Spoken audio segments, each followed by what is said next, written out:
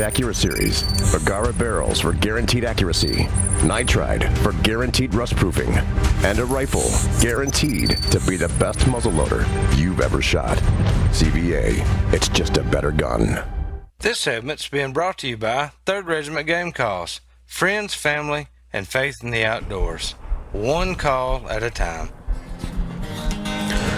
All right, everybody, it's time for this week's Pictures of the Week. This week's Picture of the Week is being sponsored by Flowers Deer Processing and Garden Center. You guys can find them at 4550 Eatons Creek Lane in Nashville, Tennessee, or you can stop by there and let them take care of all your garden and flower needs here soon, guys. They are getting those greenhouses up and ready. Be sure when you stop in, you tell them thank you for everything they do for us here at the show. All right, our first picture here, you know this fella here, Dayton. This is our buddy Nathan Ball, and Nathan lives up in East Tennessee in the Morristown area. And he does a lot of fishing up there, and he had a good day crappie fishing yesterday. Yeah, they did. Gave him a whole net. Gave him a net. Dayton said get the net, and Nathan took him for real there on that one. That's right. Congratulations on those, buddy. That's some good eating. All right, our next picture here, this is one of our Bass Nation anglers here, and this is Logan Evans, and he had a great day just a few days ago on his home lake, which is Chickamauga. Oh, so no wonder. Great day and a really nice fish there, Logan. Monsters. All right, here's a couple more nice fish. This is Jimmy Jordan, and Jimmy caught these two bass this past week in Alabama on 2 casts back to back. He was on it. He found the spot, I guess. Yeah. But congratulations on that. The very, very nice fish, Jimmy. I'm sure you just go into the house after that. Sure. If we do that Saturday morning, we'll just check in and go get us a cheeseburger. That's what we're doing. Right. All right, guys, and here on the end, this is Whitaker, and this is his biggest buck to date, and that is a really nice deer. Yeah. This is a nice 11 point that White got this past year on a juvenile hunt. That's so a great deer. Congratulations on that one, White. Really, really nice buck. You guys can send your pictures to us here at Southern Woods and Waters, 474 James Robertson Parkway, or get them to me on Facebook or at the email there on the screen, and we will get them on the show just as soon as we can. All right, welcome back to the studio. We are in here tonight talking about cold weather, wintertime bass fishing, and we've talked a little bit about the water temperatures that's coming. I do one more thing before we leave water temperature. We keep talking about temperature, but we have not talked about any numbers. So when we talk about water temperature, and let's say for example the spawn, as it's coming up, what are the numbers we're looking for water temperature wise? Well, I'll say this first. It just depends on what lake you're on. Yeah. River systems are different than a regular impoundment, so there's a little difference there. So bigger fish will spawn quicker. Yeah, I mean the biggest fish everyone knows goes up first, but like Dayton said, the river fish, we got a lot more current, water's flowing, these man-made lakes that the water sets, it's gonna warm up quicker. But I mean, I just left Gunnersville and we was in like the 44s or 45 degree water, cold. Right. And everyone's wanting to go down there and catch them on a trap, but I mean, I say the magic number for a trap from the fish and move up to their pre-spawn stages is about 51, 52, 53, somewhere in there. So I mean, that's my pre-spawn stuff, but I mean, every lake's different. So low to mid 50s is kind of where you're looking at a change. Absolutely. Yeah, but it has to stay that temperature for several days before you get the full effect. If it can't be 51 and a cold front come through and it drops down to 47. I mean, it depends on the northern bass. We usually don't have a problem with that, but it's those Florida string bass that really have a problem with that, and they'll have lockjaw in a minute.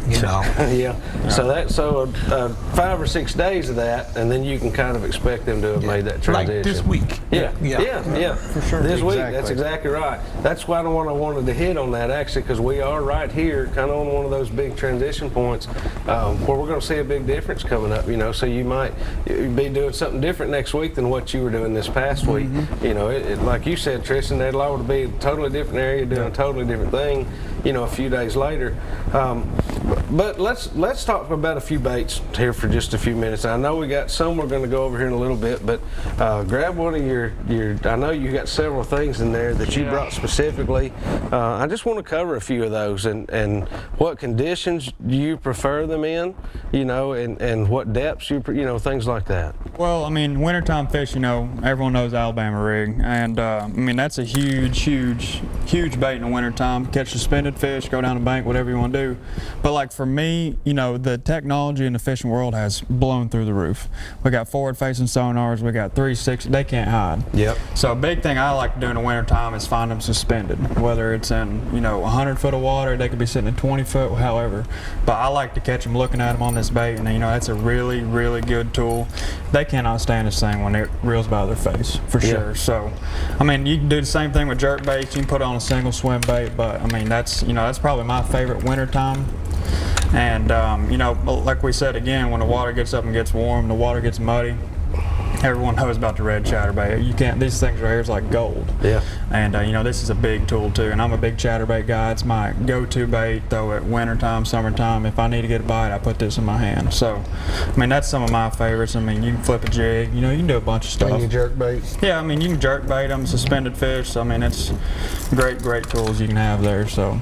So these are all things that you would use right now. You know? Yeah, I mean, keep it. I mean, well, depending on the water temp, you know, that's a huge role in it. But I mean, a couple weeks ago, I'd be nothing but a rig and a jerk bait. Yeah. I mean, that's plain and simple. I mean, heck, Daniel was catching the fire at a hybrid on an a rig. Oh yeah, this thing will catch any fish in the lake. They were thumping it. Yeah, I mean, it's amazing how real they look. You know, if you've seen the videos of them, you know, underwater. I mean, it looks like a school of shad. It's as realistic. And this as is a little one.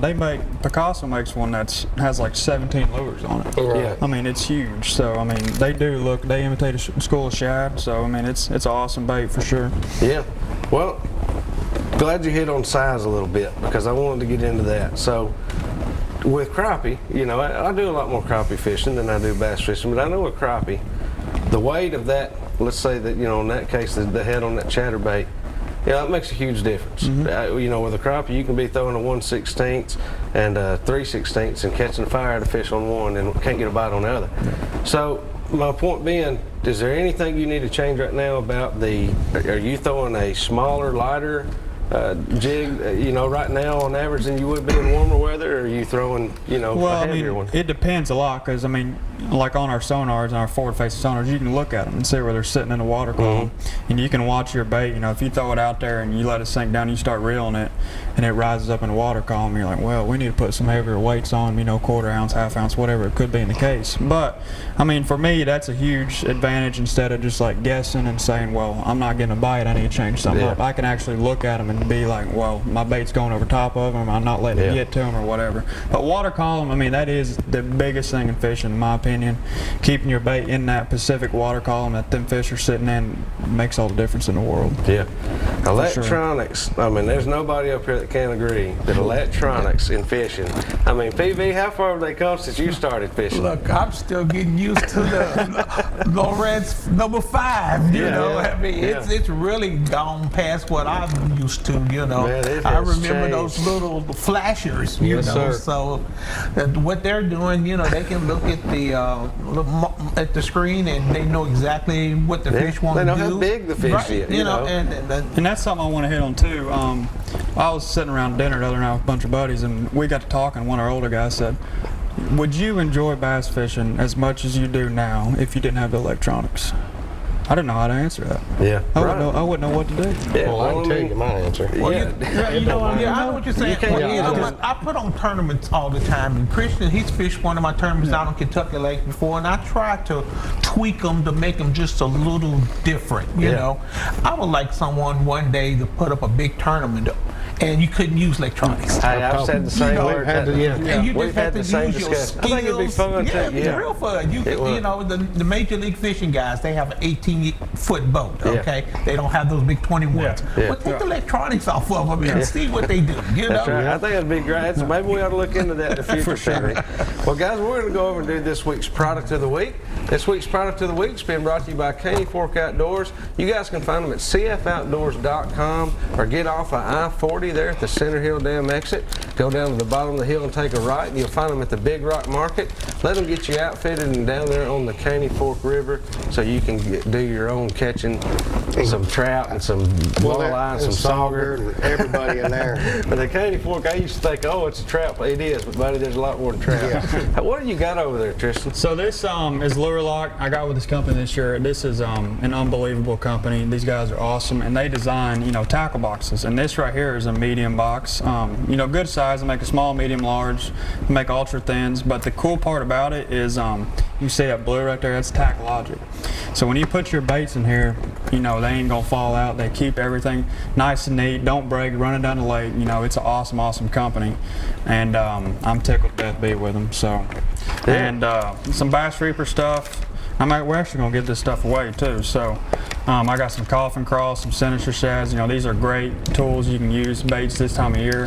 Winter, spring, summer, you can do it all with these baits, and that's a great company also. Okay, and then you can get those, I know, at bassreaper.com. Yeah, that's where you get them. Yeah, you can get them on Facebook too. You can get on Facebook, internet, however you can get them. So. Okay, and what about Lure Lock? LureLock.com.